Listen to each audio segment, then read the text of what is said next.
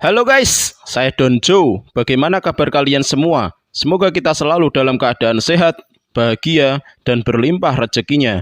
Pada video kali ini, Donjo akan menceritakan alur film dari negeri Sakura Jepang berjudul Satsujinki Okao Onna, yang dalam bahasa Inggrisnya berjudul The Woman Who Keeps a Murderer. Film ini bercerita tentang seorang wanita bernama Kyoko yang memiliki 5 kepribadian berbeda sifat dan karakter dalam satu tubuh. Dari mulai anak-anak, lemah lembut, posesif, semau gue, hingga pembunuh keji. Seperti apa filmnya? Yuk kita mulai saja.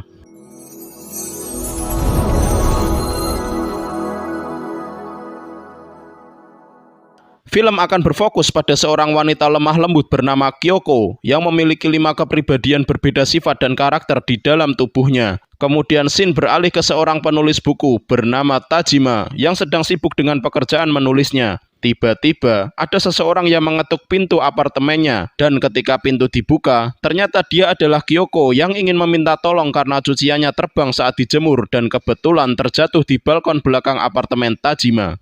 Karena malu, Kyoko berkata bahwa ini adalah milik temannya. Kemudian Kyoko juga seperti mengenali Tajima yang merupakan seorang penulis. Kyoko sudah membaca semua buku Tajima, tapi ada satu buku yang belum sempat dibacanya karena sudah ditarik dari peredaran. Dan singkatnya, Tajima bersedia mencari dan akan meminjamkan salinan buku tersebut kepada Kyoko.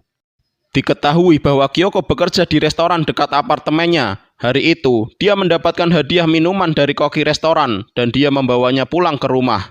Di dalam rumahnya, muncul wanita cantik bernama Naomi yang merupakan kepribadian lesbian posesif dari Kyoko. Di mana ketika Tajima mengetuk pintu untuk meminjamkan bukunya, kita diperlihatkan wajah Kyoko yang berubah-ubah menjadi Naomi.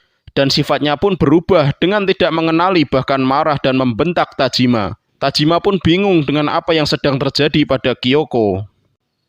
Setelah itu, Naomi dan Kyoko melakukan kegiatan lesbian.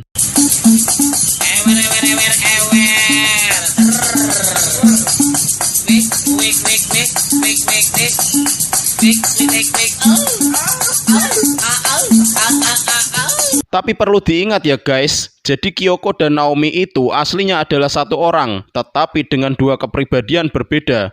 Di scene tersebut menunjukkan adegan mereka berdua, tapi sejatinya itu adalah Kyoko seorang. Dan tiba-tiba kita juga diperlihatkan kepribadian Kyoko yang ketiga bernama Yukari, yang semau gue dan susah diatur.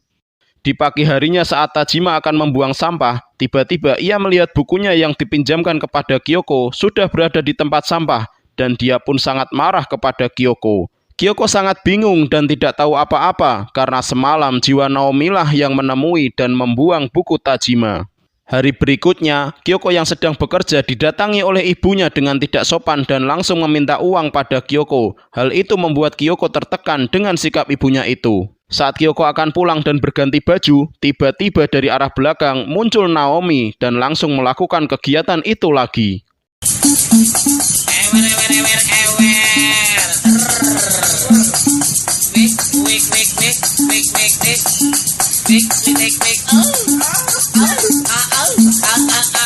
Perlu diingat lagi ya guys, bahwa sebenarnya Kyoko itu sendirian, tapi jiwa Kyoko dan Naomi lah yang melakukan hal itu. Sementara di luar ruang ganti tersebut, si koki restoran menguping sambil memainkan sesuatu. Dan ketika Kyoko keluar, koki menanyakan dirinya bersama siapa di ruang ganti. Kyoko hanya menjawab bahwa dia sendirian dan sedang menelpon.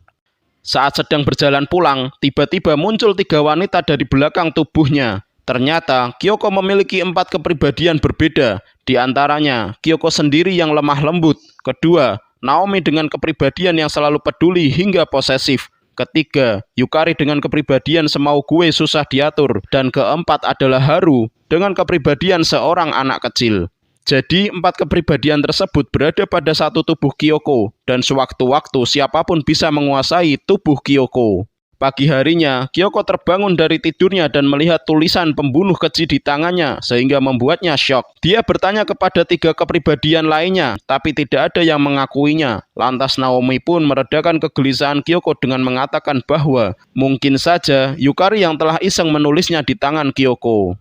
Setelah itu, Kyoko mengunjungi ibunya untuk memberikan uang yang diminta saat berada di restoran. Ibunya ini benar-benar tak tahu terima kasih. bahkan sering marah dan main tangan pada Kyoko. Lalu muncullah pacar ibunya Kyoko bernama Ryota, yang juga tak tahu malu dan suka morotin duit ibunya Kyoko. Bahkan mereka bermesraan di depan Kyoko, sementara Kyoko hanya bisa terdiam dan menundukkan kepala. Ibunya lalu mendapatkan telepon dari seseorang, dan saat kembali, dia melihat Ryota sedang bermesraan dengan Yukari yang merupakan kepribadian ketiga dari Kyoko. Kemudian ibunya bertanya, "Apakah kamu Kyoko?" Yukari lantas menjawab, "Apakah kamu sudah pikun?" Dari sini kita tahu bahwa sebenarnya ibu Kyoko sudah mengetahui kelainan pada anaknya tersebut sejak dulu. Malamnya mereka berempat kumpul, dan Naomi memarahi Yukari yang asal bertukar tempat dengan Kyoko. Lantas Yukari menjawab bahwa kalian semua terlalu lemah pada nenek tua itu. Kemudian di tengah malamnya, kita melihat Naomi dan Kyoko yang sudah tertidur pulas. Tetapi Yukari yang semau gue pun menemui Ryota dan melakukan hoa-hoe di gang gedung. Ryota memanggil nama Kyoko, tapi dijawab bahwa dirinya bukan Kyoko, tapi Yukari. Walaupun agak heran, tapi bodoh amat, lanjut lagi aja. Setelah selesai, Yukari tertunduk lemas seperti sedang dikuasai kepribadian lain yang berbeda. Singkat cerita, Kyoko terbangun dan masih menggunakan baju merah yang dipakai Yukari semalam. Kemudian ibunya datang dan menanyakan keberadaan Ryota. Tak diduga, ibunya malah mencium aroma pacarnya tersebut menempel di baju Kyoko. Kyoko yang tidak sadar dengan apa yang telah terjadi karena kepribadian Yukari lah yang semalam melakukan hal itu. Akhirnya Kyoko langsung dipukuli ibunya. Beruntung, Tajima datang dan langsung melerai mereka. Kyoko yang memar lantas diobati Tajima, yang selanjutnya Kyoko masuk ke kamarnya. Karena penasaran, Tajima membuka pintu kamarnya, tapi yang terlihat adalah sosok Haru, yang merupakan kepribadian keempat Kyoko, bersifat anak-anak. Dia sedang menggambar 4 orang dengan satu sosok hitam di tengahnya, sehingga dapat disimpulkan bahwa Kyoko memiliki 5 kepribadian berbeda, dan yang kelima kita sebut saja Gami, yang bersifat brutal dan merupakan pembunuh keji. Dan dari sinilah Tajima menyadari bahwa Kyoko memiliki banyak kepribadian berbeda. Hari berikutnya, Ryota pun ditemukan tewas di gang sebuah gedung dengan dugaan pembunuhan. Dan ternyata kejadian pembunuhan itu tak sengaja terlihat oleh koki restoran dari kejauhan.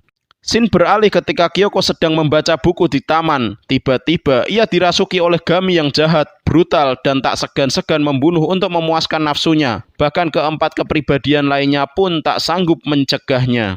Kemudian pada suatu malam, Kyoko yang sudah dikuasai Gami mendatangi dan membunuh ibunya dengan keji. Aliran darah pun membasahi tubuhnya, yang ketika di rumahnya, Kyoko tersadar bahwa bercak-bercak darah ada di tubuhnya. Dan beberapa saat kemudian, ia mendapati kabar bahwa ibunya telah meninggal karena dibunuh. Seketika ia merasa bahwa dirinya yang telah membunuh ibunya dengan bukti noda darah yang ada di tubuhnya. Kyoko yang depresi berat ingin bunuh diri dengan pisau di kamar mandi. Namun kejadian itu dihentikan oleh Tajima yang tiba-tiba datang ke rumahnya. Singkat cerita, mereka yang sudah terbawa suasana pun melakukan hoa-hoe dengan melibatkan keempat kepribadian Kyoko, kecuali Haru yang masih anak-anak. Dan pada akhirnya ketika Kyoko mencapai klimaks, Haru menjatuhkan bonekanya yang kemudian tubuh Kyoko kembali dikuasai oleh Gami. Dan nasib Tajima pun berakhir tragis, tewas dengan dicekik oleh banyak tangan dari 4 kepribadian Kyoko. Di akhir film, kita diperlihatkan Kyoko membaca halaman terakhir dari buku Tajima yang mengisahkan seseorang yang telah membunuh kekasihnya dengan cinta. Kemudian sirine mobil polisi pun terdengar dari kejauhan. Film pun selesai. Saya juga mengucapkan terima kasih banyak untuk kalian semua yang sudah menonton video ini hingga selesai dan mensupport channel Donjo dengan mengklik tombol subscribe dan mengaktifkan loncengnya. Tanpa kalian semua, channel ini tidaklah berarti apa-apa. Akhir kata, Donjo izin pamit. Sampai jumpa di video selanjutnya.